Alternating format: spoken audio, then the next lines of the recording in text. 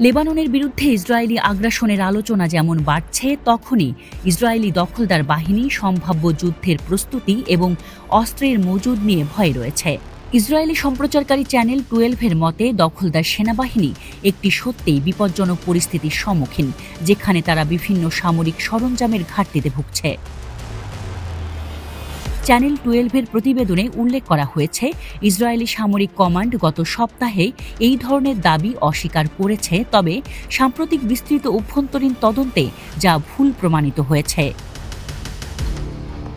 ইসরায়েলের নিয়মিত রিজার্ভ এবং স্বেচ্ছাসেবী বাহিনী ballistic armour, helmet, optical sight এবং বোমা স্যুট সহ প্রয়োজনীয় সামরিক গিয়ারের ঘাটতির কথা চ্যানেল 12-এর কাছে স্বীকার করেছে। এগুলো জীবন রক্ষাকারী সরঞ্জাম হিসাবে বিবেচনা করা হয়। ইসরায়েলি সেনাদের মধ্যে পৃথক গিয়ারের ঘাটতি সত্ত্বেও একটি আরও বিপজ্জনক দৃশ্য হয়েছে। ইসরায়েলি অস্ত্রাগারের অবস্থা ভালো নয়। ইসরায়েলি সেনাদের মাঝে সামরিক সরঞ্জামের গুণগত মান এবং অবস্থা নিয়েও উদ্বেগ রয়েছে। প্রতিবেদন অনুসারে কিছু সামরিক যান এবং গিয়ারের যুদ্ধ প্রস্তুতির জন্য প্রয়োজনীয় মান পূরণ করে না। সরঞ্জামের মানের এই অসঙ্গতি অভিযান চলাকালীন সেনাদের নিরাপত্তা এবং বেঁচে থাকার ক্ষেত্রে উল্লেখযোগ্যভাবে প্রভাব ফেলতে পারে। প্রতিবেদনে হাইলাইট করা একটি উদাহরণ নিম্নমানের সরঞ্জাম ব্যবহারের পরিণতিগুলিকে আন্ডারস্কোর করে।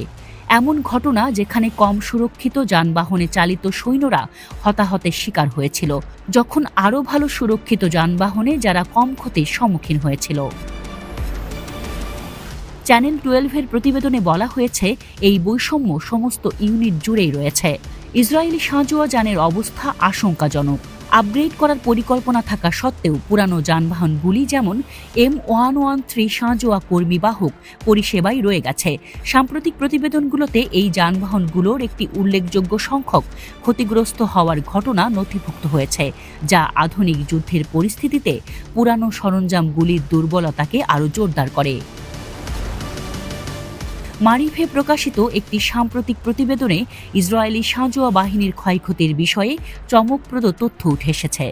সংবাদপত্রটি বলছে, গত 7 অক্টোবর থেকে বিভিন্ন ধরনের 500টি সাঁজোয়া যান ক্ষতিগ্রস্ত হয়েছে।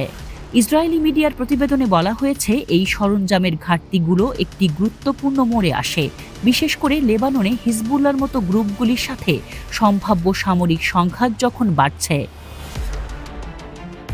হিজবুল্লাহ তার নির্ভুল নির্দেশিত ক্ষেপণাস্ত্রের শক্তিশালী অস্ত্রাগার এবং কার্যকর যুদ্ধ কৌশলের জন্য পরিচিত, যা ইসরায়েলি বাহিনীর জন্য একটি গুরুত্বপূর্ণ হুমকি হয়ে দাঁড়িয়েছে।